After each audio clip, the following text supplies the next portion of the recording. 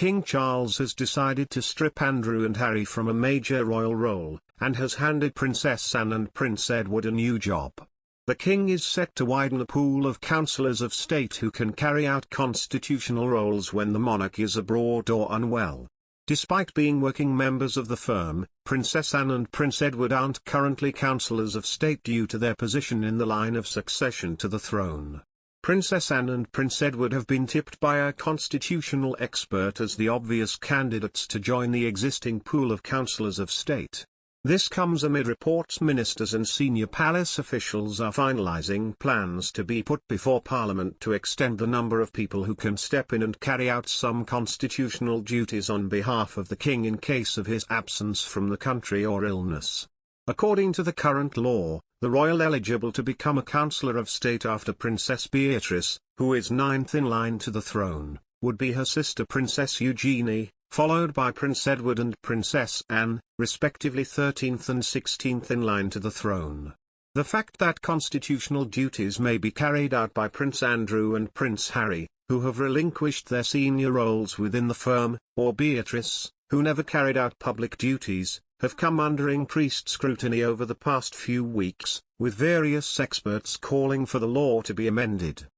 Discussing the issue of the councillors of state before the publication of the latest reports regarding possible plans being drafted on the matter, constitutional expert Dr. Craig Prescott told Express.co.uk, the existing situation is not ideal. If the king is going to be out of the country for several months, then I believe that this issue need to be considered.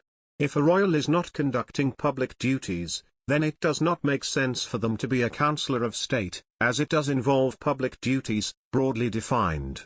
In addition to Harry, Andrew, and Beatrice, the Queen Consort is also now a councillor of state, but usually she will be travelling with the king, and so would be unable to act.